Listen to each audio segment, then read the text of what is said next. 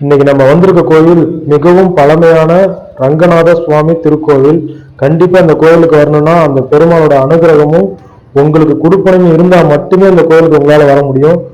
இந்த கோயிலோட சிறப்பு என்னென்ன, இந்த கோயில் எங்க அமைஞ்சிருக்கு அப்படிங்கறத பத்தி பார்க்கலாம். வாங்க வீடியோக்குள்ள போலாம். இந்த பெருமாள் ஸ்தலம் திருக்கோயிலூர்ல இருந்து 15 கிலோமீட்டர் தூரத்திலையும் திருவண்ணாமலையில இருந்து 31 கிலோமீட்டர் தூரத்திலையும் அமைஞ்சிருக்கு. 4 யுகங்களில் முதல் யுகத்தில் உருவான திருக்கோயில் என்று இந்த கோயிலுடைய வரலாறு சொல்லுது.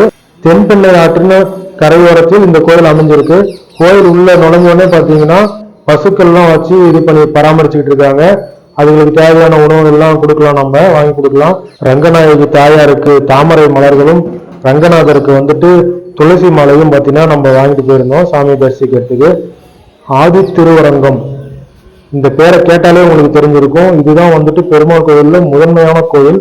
ஸ்ரீரங்கத்துக்கு முன்பே உருவான பெருமாளுடைய ஒரு திருக்கோவில். இந்த கோயில்ல பாத்தீங்கன்னா என்ன ஒரு சிறப்புன்னா, ஸ்ரீரங்கத்துல ரங்கநாதர் தனியா இருப்பார். ஆனா இந்த கோயில்ல பாத்தீங்கன்னா ஸ்ரீதேவியுடனும் பூமாதேவியுடனும் பாத்தீங்கன்னா இருக்கார்.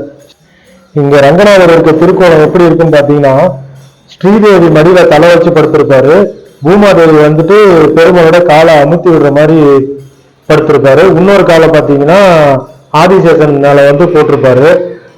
நீங்க இந்த காட்சியை அந்த கோயில போய் பார்க்கக்குள்ள உங்களோட உடல் மெய் சிலிருக்கும், கண்டிப்பா சிலிருக்கும். நான் அதுக்கு 100% கேரண்டி தருவேன். ஏன்னா பார்த்து எங்களுக்கு அவ்வளவு ஆச்சரியமா இருந்தது. அவ்வளவு பெரிய பெருமாள் படுத்திருக்காரு. அதை பார்க்கறதுக்கே ரொம்ப பிரம்மாண்டமா இருந்தது. இப்ப பாத்தீங்கன்னா இங்க துலாபாரம் வச்சிருக்காங்க. அர்ச்சனை சீட்டு ஒரு நபருக்கு பாத்தீங்கன்னா 5 ரூபா, சிறப்பு நுழைவு கட்டணம் இதெல்லாம் வச்சிருக்காங்க. பஸ் எந்தெந்த ரூட்ல இருந்து வருது அப்படின்ட்டு அதை அந்த கோயிலே மென்ஷன் பண்ணிருக்காங்க. நீங்க திருவண்ணாமலையில இருந்தோ இல்ல திருக்கோவிலூர்ல இருந்து எங்க வந்தீங்கன்னாலும் மணலூர்பேட்டை அப்படிங்கிற இடத்துல அந்த ஊர்ல இறங்கிக்கிறீங்க. அங்க இறங்கிட்டு பாத்தீங்கன்னா சேரோட்டம் அதிகமா இருக்கு. இங்க பேருந்து வசதி அதிகம் கிடையாது, ஏன்னா கிராமங்கள்னால பேருந்து வசதி அதிகம் இல்லை. சேரோட்டம் இருக்கு. நீங்க பாத்தீங்கன்னா ஒருத்தருக்கு 20 ரூபா வாங்குறாங்க. நீங்க அதுல வரலாம். அப்படி இல்லைன்னா ஓன் வெஹிக்கிள் இருந்ததுன்னா அதை எடுத்துட்டு வந்தீங்கன்னா உங்களுக்கு ஈஸியா இருக்கும். இது ரொம்ப கிராமத்துக்குள்ள இருக்கனால அதிகம் மக்களுக்கு தெரியாம இருக்கு. ஆனா பாத்தீங்கன்னா ஒரு சிறப்பான ஸ்தலம் இது. கண்டிப்பா நீங்க இந்த இடத்துல வந்தீங்கன்னா உங்க வாழ்க்கையில பெரிய ஒரு மாற்றம் நிச்சயமா நிகழும்.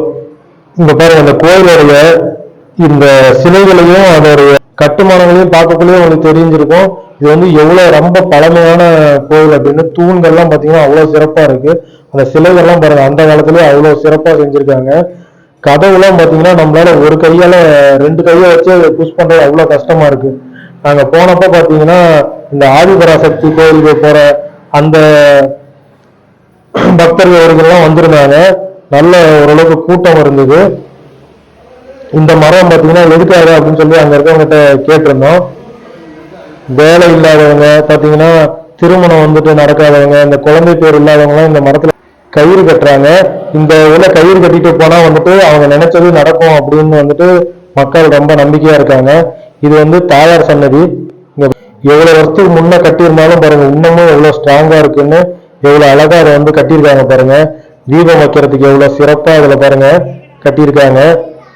சூப்பரான இடங்க. ஆனா நீங்க வாழ்க்கையில ஒரு தடவை இந்த இடத்துக்கு பாருங்க, நிச்சயமா உங்களுக்கு நல்லது நடக்கும். இது தாயார் சன்னதி. எப்ப பெருமாள் கோயிலுக்கு போனாலும் முதல்ல தாயாரை தரிசனம் பண்ணிட்டு தான் அடுத்தது பெருமாளை பார்க்க போகணும்.